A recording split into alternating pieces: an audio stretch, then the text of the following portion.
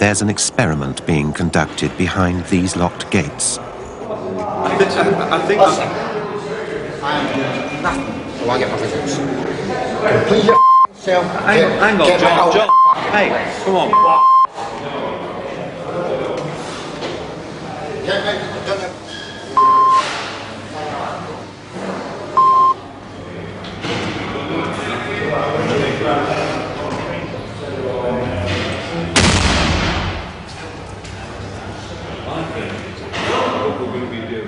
On any other wing, in any other jail, a prisoner swearing at an assistant governor would be facing disciplinary charges.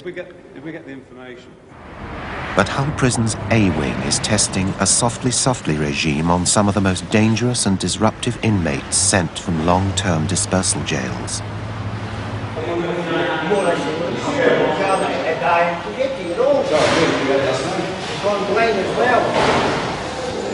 But McCalligan's not helping himself though by just rowing and shouting and expecting me to be able to... The special unit, volatile from the start, had its biggest crisis when David McAllister, serving 19 years for armed robbery and assaults, escaped. His breakout came in July. This film was made in A Wing last June.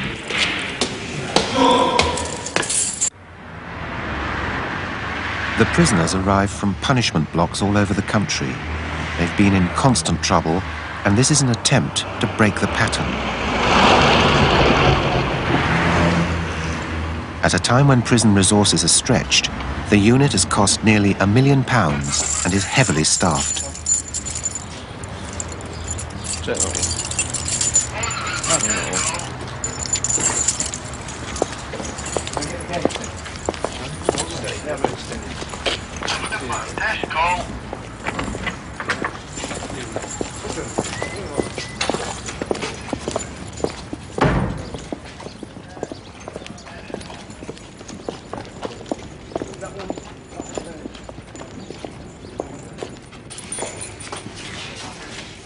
Patrick Mackay has come from the segregation block at Parkhurst. He's serving 5 life sentences for manslaughter and robbery.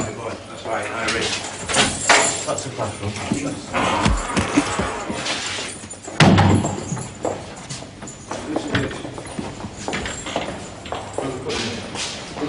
Well, that's I'll do what I'll do. When we go into reception anyway. Just to tell you that Mackay's arrived safely. No problems with the escort. That seems to have gone okay, and his personal officer's taking him for a tour of the unit now.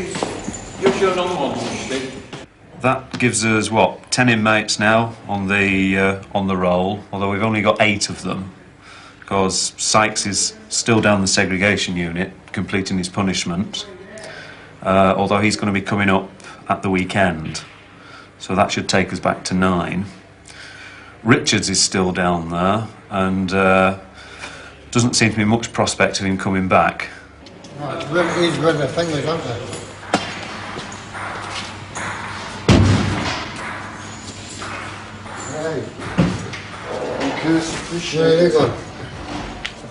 If anything, I think the staff's morale's better than mine just now. The Winston McAllister argument, I think, is going to go on and on and on.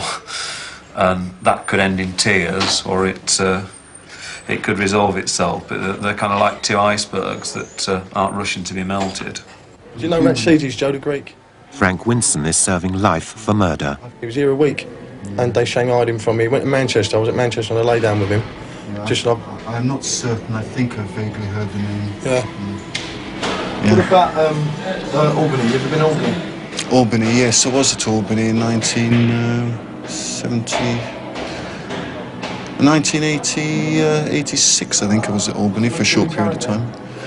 No, I wasn't there too long, actually. I didn't particularly like the... Still on control lock, Albany, isn't it?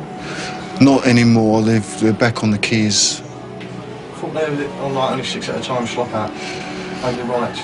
Well, I got there just after the riots.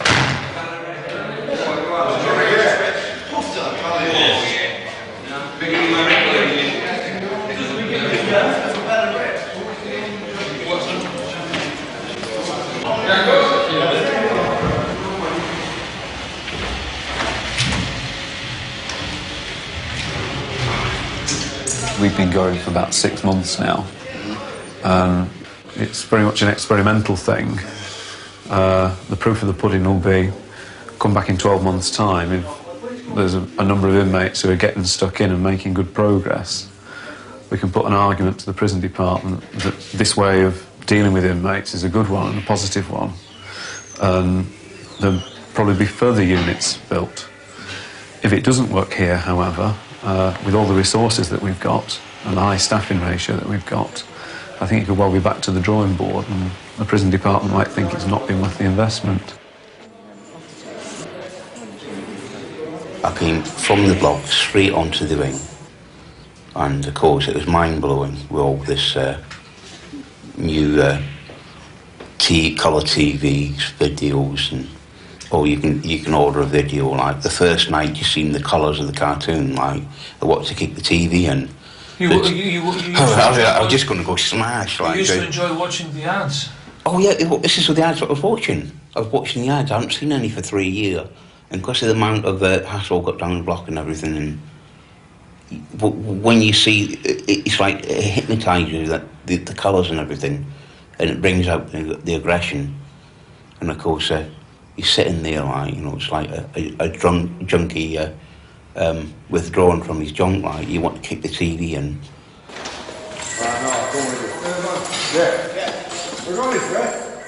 These people have been fighting the system for a long, long time. When they come here, we don't fight back. We try and negotiate things through. So we may have to give a little bit of ourselves away. We say, right, so you don't want to clean, but will you do something else? Will you do this for charity? Will you do that for another cause or whatever? We'll do art therapy yet, eh? You reckon? When they look for an argument, they won't find one. Where normally perhaps it would have been nicked in another establishment, they don't get nicked in here. But it's not just about that, it's about the fact that we get them to explain their behaviour away, we talk them through it. Don't be too precious with it, bash it about a bit. Attitudes may stay the same, but as far as possible we try and change their behaviour to something that's more acceptable. At the end of the day, they're going to have to go back to a dispersal on normal location and survive there. Yeah, this is the first time in 5 years when I've come through the prison to find it, to talk to an officer. This sort of talking, I mean, in the dispersals, it's not heard of, mate. Well, I remember you once saying to me before that, you know, 2 or 3 years ago, there was no way that you would have ever spoken to me or any other officer. It's true, you had a complete hatred for prison staff. They make you bitter. It's the things that they do in the prisons to people. Can you just give us a few instances, outline what exactly it is that upsets you so much? Well, when you've been in a body belt, when you strap somebody in a body belt and you put them in a strip cell, and then they can throw buckets of cold water over you and kick you and beat you and do things like that, which has happened in the jails and which does happen, it's still happening. Yeah. Well, in all the time that I've been in the job, I've never ever seen mistreatment. But you know it has gone on. Well, I've been told it's gone on. Yeah. But, you know, I can honestly say that I've never ever seen a prisoner mistreated, and I wouldn't, or ill-treated, and I wouldn't allow it for that matter. I'm saying because it makes us unprofessional. Of course, I took over as your personal officer, 2 months ago now, and we haven't really had that much contact through one reason or another. I didn't really know what your form was, you know, what your claim to fame was. You just give me, if you like, a brief outline of what led you to pick up your sentence in the first place. Because I know you started off with 9 months. I was doing a 9 month for a charge, as I was concerned. But I wasn't guilty. It was just a normal fight that the other guy started, so I wasn't intending on doing the time. So I broke out of knowledge. And when I'm out, I've done robberies, armed robberies and all that. But as bad as the crimes I do, I don't affect my crimes on women or children and things like that. Yeah. It's just, you know, men, you know. What were the armed robberies? A bank in a post office. And was there any females involved in that? There was females in the bank, but the guns weren't pointed at the females. You didn't actually threaten I wouldn't point a gun at a female. Yeah. It was always at the man in the place. And when I've got caught and they've got us back in the prison, it's been because I broke out of Norwich prison. That's where it's all started. The tit for the tat there. They've got more of the hump for me escaping than what I've done. Yeah. So it's been fighting with them through like that. Do you actually feel as if you'd have ever been threatened while you were pulling off these robberies that you could have actually pulled the trigger, whether it be with a man or a woman? Oh no, not for a woman. You don't need to use a gun on a woman. But for the man, I would shoot to the legs. I would shoot, but I wouldn't shoot to kill. I wouldn't shoot to kill. Yeah. Unless it was a policeman or someone like that coming in, because they'd be coming in to do the business. Yeah. But I'd always go for a wound shot. Yeah. You know, the legs or something like that. But to be honest, prior to your 9 months, I didn't know anything. As far as I could see, you didn't have any real form that we would need to worry ourselves about, even necessarily the police. Am I wrong on that? So or did you have more? Well, did you have more fun? Well, why am I Cat A, high risk? Why am I the only Cat A high risk in this prison? Category A high risk. Why am I the only one in this prison?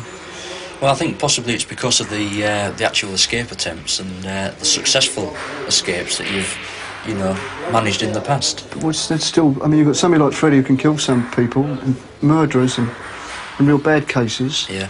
And they're all right. I just escape and I'm a high risk Cat A, like a terrorist Cat A.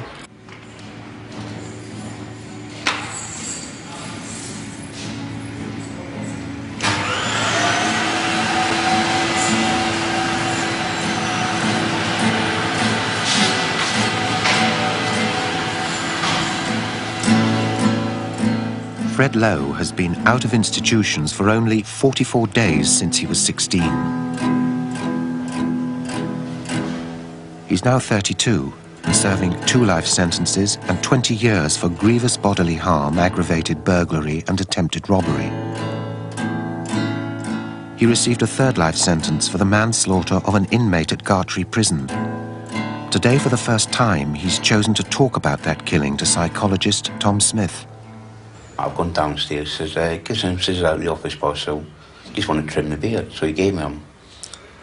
And I called him in the cell, says, I've got a cup of tea for you or coffee or one a word anyway. So when he came in, I said to him, what you've been saying, you're going to do this, that and the other. Well, I've got news for you, pal. You're not going to do it, I'm going to do it to you. So I stabbed him 30 times in the throat, blacked both his eyes, split his head, skull open once or twice, just generally jumped up and down on his face. I was about 18 stone then. Kicked him under the bed. Why? Well... Why did it take so much? He was just... he'd opened his mouth at the wrong time. There was a lot of stirring up by other lads, and I was annoyed at what had happened to me, like, double life and everything for nothing. If you tell a man he's dangerous so many times and so many times, he believes it, and he eventually... Wasn't it true that at the time you said something like, if I'm going to do a life sentence, I might as well do it for killing somebody? Oh yeah, that was part of it. There was a lot of things. That was part of it. I suppose it was a mature way of getting me on back in the system, saying, well, you gave me double life for nothing, you might as well give me a life for something. There you are. Do what you want. But the poor guy involved, it was generally known at the time that he was an unfortunate case who shouldn't have been in prison in the first place. Everybody was saying, what he shouldn't be here, he should be in a special hospital. Why did you pick on him? It was never really a threat to anybody. I didn't pick on him. He just came across my horizon, whatever. He came across me because of all the threats he'd been issuing to me over the years.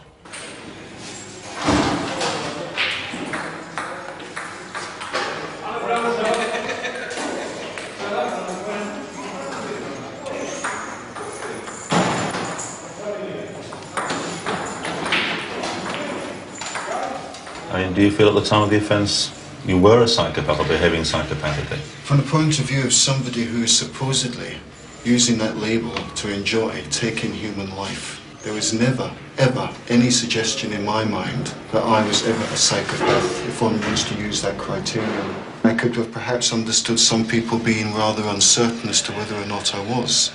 But I certainly have never considered myself psychopathic if one takes the criteria that one gets a special enjoyment out of killing. No such enjoyment have I ever had. I've never found any pleasure out of any such thing.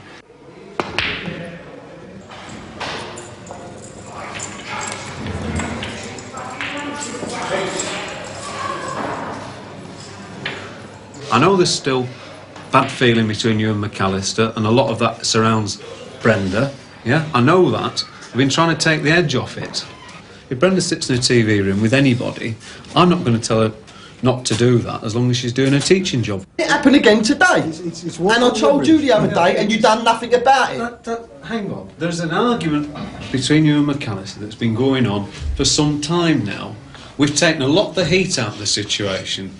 The governor said to me last night how well we had done as a unit and how well you had done as an individual to get back on the unit without a blow-up, yeah? The matter's not resolved, I know that. It's going to take us a bit longer to crack that one. But it's a very complicated one. As Eric said, the fact that Brenda has agreed to go back teaching with you after the problems earlier in the year is very big progress. That's a really good step. Now, the rest of it we've got to work at, and that's not going to happen overnight. Yeah, but all I'm saying to you, why haven't you sat her down and said, I don't think this is right? You're afraid to upset her? No. No. Well, why ain't it been done, Eric? Softly, softly, catch your monkey. Sometimes you can't front things out just like that. Why can't this be fronted out, even though this has gone on for months?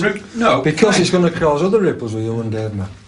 That we're trying to avoid at the moment. We're trying to get everybody living harmoniously in the place. Yeah, and it doesn't matter how it affects me. Frank. As long as the unit runs smooth, you're not worried about how it affects me. I was the one who had to do me lay down at Manchester. I had to lay on the block at Manchester, right? And I'm back now, and every step I've got to behave myself perfect. I've done everything you've asked me. Everything you've asked me since I've been back. Nothing wrong. I've done nothing wrong.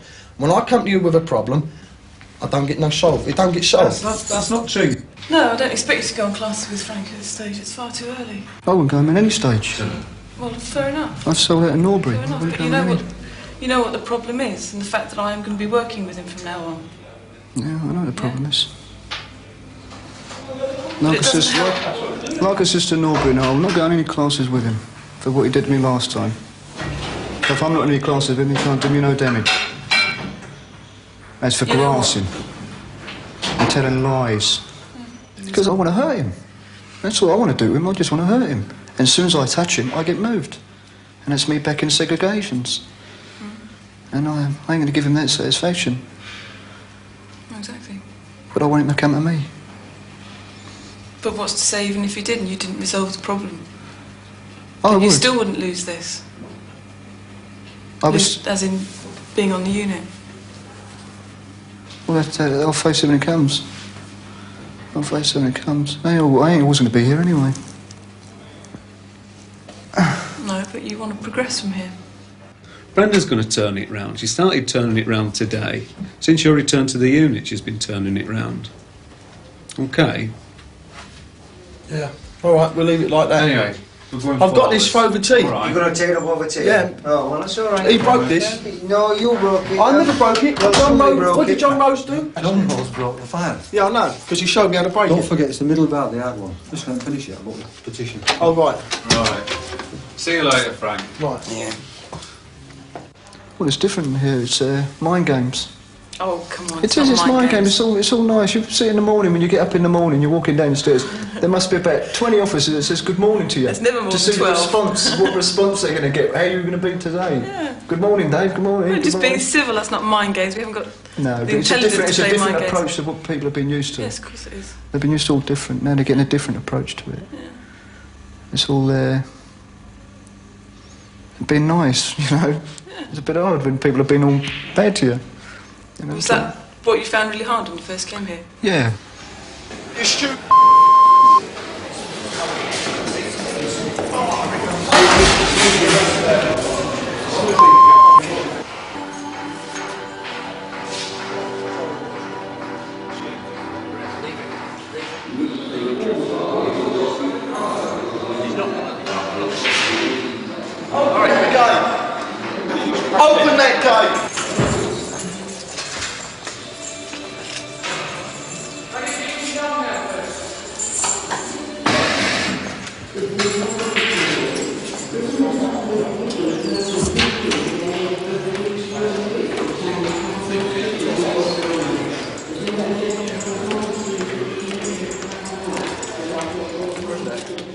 There are often times when I have been frightened on the unit. There was an incident once when an inmate came into the room with a knife which had been broken. He was basically just telling me about this knife that had been broken, but as he came into the room I didn't know what to expect. If you could, or go down to the block and ask him where it is. I am the only full-time member of staff on the unit who's a female, which does have its drawbacks.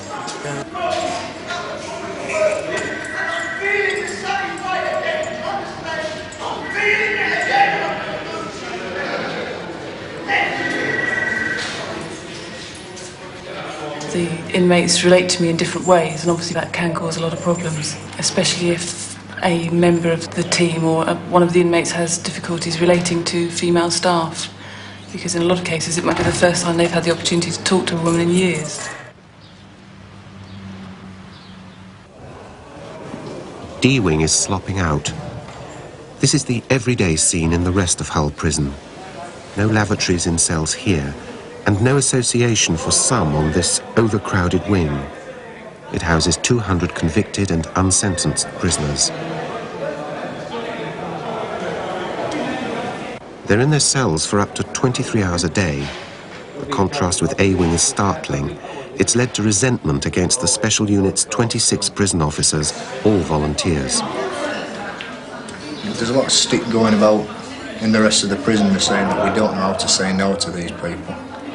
And yet the people who are saying it would never, they don't want to come and work in here. And sometimes you think about it and think, is it worth it?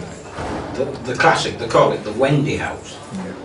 Once you've worked in here, I think a lot of your attitudes you take out into a normal prison setting, and then I think it makes you into a better person, probably a better officer as well. It makes you better able to deal with aggression, especially face-to-face aggression, face-to-face violence. I mean, we're holding the worst of the worst now. We hold the worst from the dispersal. Unmanageable, don't they, really? But whether we change them, we'll have to wait and see. It's dribbled down the side a bit, but that doesn't matter. It won't deter from the taste of it, won't deter from any of it. All right? And you don't have to eat it, but just to garnish it, little tiny piece of parsley. All right, Pete. Nice, was it? This is the only unit at Hull where prisoners cook for themselves. Right. Well done. One afternoon a week, the chaplain's wife, Sue Jin, gives the men a practical lesson. And you don't like mustard. You won't taste it in the sauce. All right? I promise you won't actually taste that mustard in the sauce. It just brings out the flavour. Looks all right, then. Like, it's very hot. Yeah. All right? That's fine. If you take all those, the rest live down here, don't they? Yeah. The officers here in the cons have no hesitation in turning their back on me while I've got these knives. And even though my track record has been rather heavy in using knives on people. Check them knives back up. Yeah. I've got a lot of trust that way, and I tend to respect it.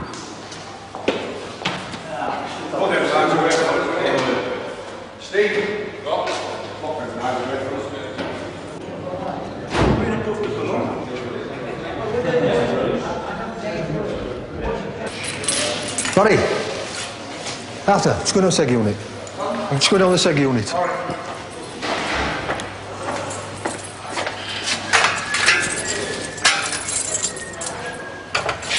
One of A-Wing's inmates is returning today from the segregation block. He's an ex-heavyweight boxer serving 2.5 years for burglary and assault and 3.5 years for assaulting staff at Hull. On the day he went to the block, a restraint team with helmets and shields stood by in case of trouble. But the special unit's officers persuaded him to go quietly. All right, yeah. Now, in an extraordinary move, they've successfully appealed to the Board of Visitors over his punishment, and his solitary confinement has been reduced by 8 days. Paul Sykes was disciplined for abusing a prison works officer who came into the special unit. Later, the charge was quashed. As soon as I got here, I said, you must keep the screws out the main nick from coming in. Well, I said that for a reason, Harry. I know what vindictive some of them are. And I am in the nick now for belting a screw here, well, 2 screws here. And if they don't keep out that, if they don't allow to wander in, I've got no protection. Are you with me?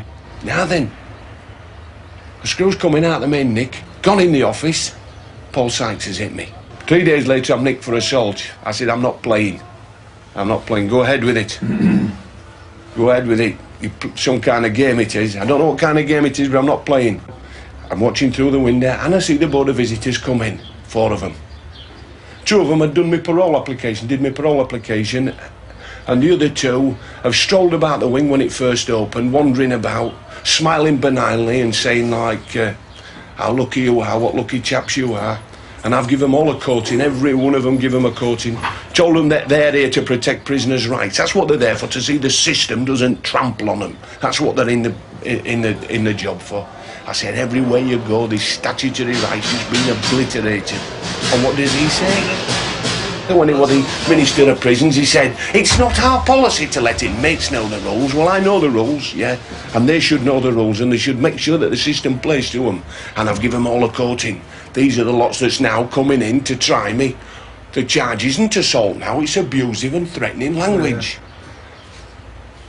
So I thought, yeah, so I've written it out now, my statements. I deny all allegations, and the days have gone when a screw could say you've said something or done something. He's got to have some proof. And the governors can't say, well, if he said you were riding around the landing on a motorbike, I'd want to know where the petrol come. Them days have gone, all that carry on.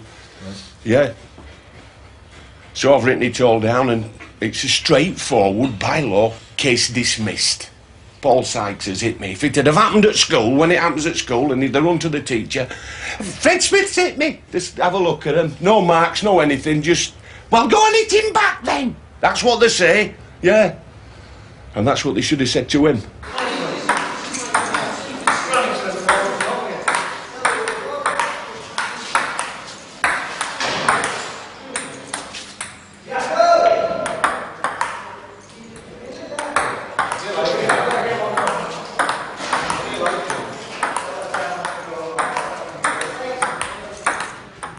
I've not been to Edinburgh for over a year. And of all the nicks in the northern region, they couldn't possibly get one farther away from Liverpool than here, right at the other side of the country. He was a big head, So John McGranagan says he's been beaten and labelled a sex offender. He's serving 2 life sentences for rape and 70 years for charges including aggravated burglary and robbery. He says he's innocent of all but 1 charge of wounding, and he smashed up other units in protest. Justice, the lawyers' organisation, has taken up his case with the Home Secretary. Every criminal's supposed to say he's innocent, so you hear it all the time. So for me to say I'm innocent, say, oh yeah, we've got another one. But as you can see for yourself there, you have read the documents. And yeah, I mean, it seems to me they're going into great detail about the lack of forensic evidence, the lack of mention of your stutter, all those things. Yeah. The lack of, well, was there a lie detector done at the time? Lie detector was done, not since I've come in prison, I've been on the lie detector, and just I passed that with flying colours. And I think one other thing, if I remember from what you were saying the other day, even the evidence about the size of your penis, which was quite an important bit of evidence in your case. It's funny to me. It's not funny to me, but I've got to take some stick for that, obviously, because all the boys when I laugh and like that. Oh yeah, but they put over that this man was an enormous. The 3 women. I mean, the women did suffer. Don't get me wrong. I mean, I've no against these women. What they did go through was horrible. But they did say, the 3 of them, that the man had a large phallus, enormous. So I mean, I'm not small, but I've been quite happy if I'd been like that, I think. But you now have a certificate saying you're at least average. Yeah, I have the official figures. Okay. So you feel that if you're accepting any part of the sentence, it's like accepting your guilt. But do you think the knock-on from that in recent times has been that you get a reputation for being, as the system would see it, a troublemaker and a disruptive and subversive? Of course, yeah. They created me. What I am, they created me. Sure. Reports I've wrote, and they wrote reports about me, and that's some of the reports right at the rubbish. And I got just a prison, and just before I arrived there, the staff were thinking I got to get some But Tyson are coming in by their own reports. They've wrote what they've made themselves frightened by their own reports.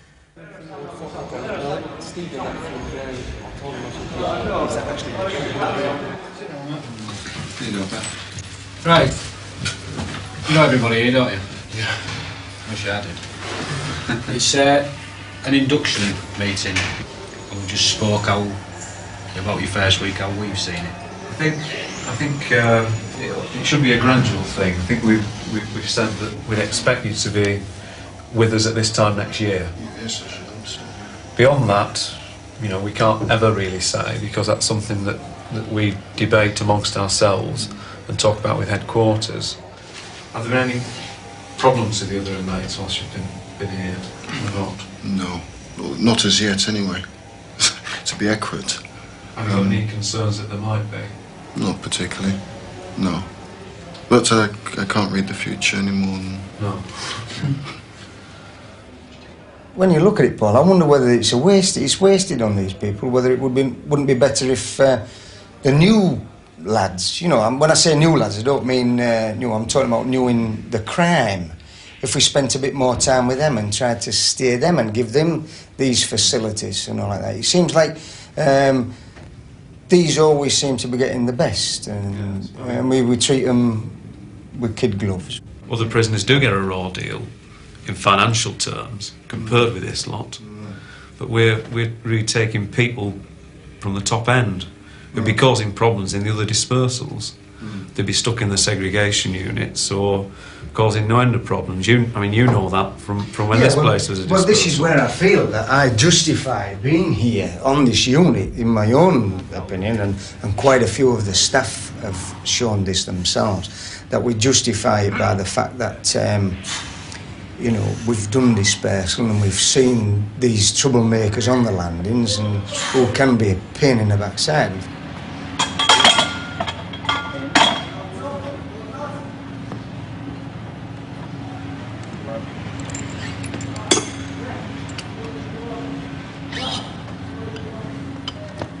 You said to me, no. And I thought it was a sharp no, do you get me? To me, I thought, I don't like the way she said that. And that gave me the amp. Do you follow me, to be honest with you? Which is wrong again, because... Why is it wrong, Frank? I shouldn't be affected by it. I shouldn't be affected because she said no, but to me, I took it because I was so obsessed with... Exactly. Because I was so obsessed with your attitude and Mac's attitude, right? Thinking that you were siding against me, do you follow me, and did not want me on the unit or whatever. And on top of that, when I come back, you refused to teach me, but you give your reasons that you was frightened of me. You suspected that I might blow up. Do you follow me? You wasn't sure how I would react when I come back from Manchester. To me, I felt you're completely against me. Not just that everybody else was against me on the unit when I first come back, but you was against me. Do you follow me as well? And I thought, somebody's got into your head. I suspected somebody got into your head. Right? I didn't just look at it. I didn't say to myself, well, it's me who's got into her head because I've caused it, because I've frightened her. Do you follow me? I couldn't see that then. Do you understand that, Brenna? Are you saying you can now? Yeah, of course I can see it. I can see it now, but it's still very difficult. It's not an easy thing. Whenever I look, I always seem to see you when you're on the wing in the company of that man. Or he's always in the company of you. But that might be because that's what you're looking for, Frank. But Tom, it is a fact because members of staff notice it. Members of staff complain about it. Well, you pointed out to certain members of staff who you know will side with you. Yeah. Oh, come on. Yes. Brenda, you can't say that. Yes, Trevor but I said to me time this myself. morning- You want to know what I am doing every 5 minutes of the day. When I first started on the wing, I would pick up a telephone. Who's that? What are you talking about? Where, who, where, why, what, when? And I went off the wing. You wanted to know. Brenda, would you agree that you have admitted you spend more time, you have spent more time in the company of one man more than others? Would you agree to that? Because I know for a fact, Brenda, you have admitted it. Why then have you done it? Can you answer the Why? question? Well, in a week when I've maybe arranged to meet some other people, like I set up an interview with another inmate a week ago, he didn't turn up. I sat downstairs for an hour like a lemon on my own. But Brenda, there's nothing wrong with that. Do you mind, Tom, please, for a moment? Let's look at the facts that wind me up, Tom.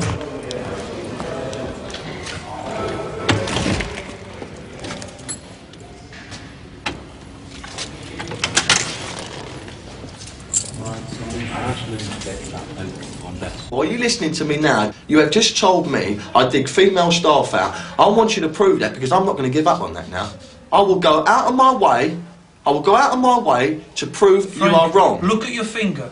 Look at your threats to Brenda. It's not a threat. It's not a threat. She's just accused me of something. Gesture, so is that what you're saying to me? Is that what you're bringing Frank, up to me in sit the past? down. You're telling me I'm using females in prison to my own kicks. Is that what you're trying to say to me? No, that's not what she said. So what are you saying to me then? Why did you bring it up?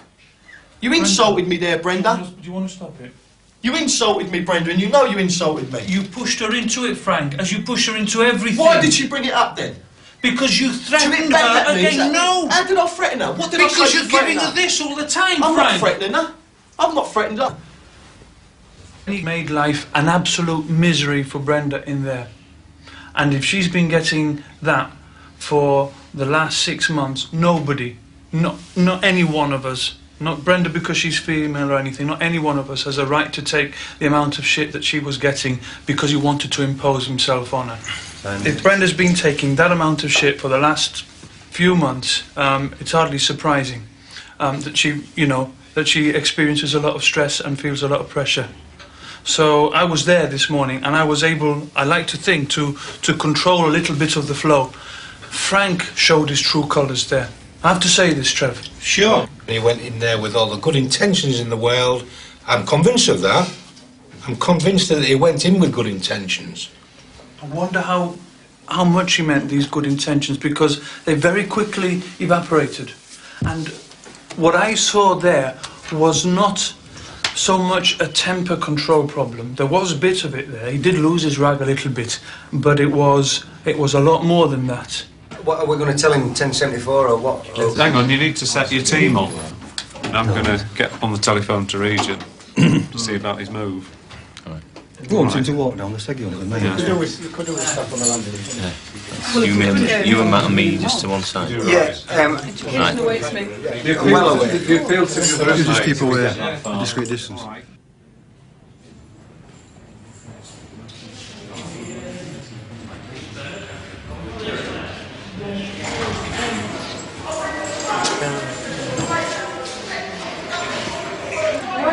Within 2 hours, Frank Winson was on his way to another jail because of threats from the other inmates.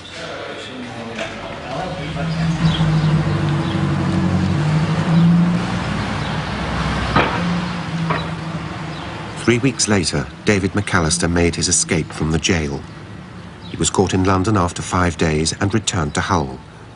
Within hours, he'd smashed up a cell in the hospital wing and he was whisked away to a high-security prison. An inquiry at the prison reprimanded 2 officers for security failures, but A-Wing's regime hasn't changed. The experiment continues.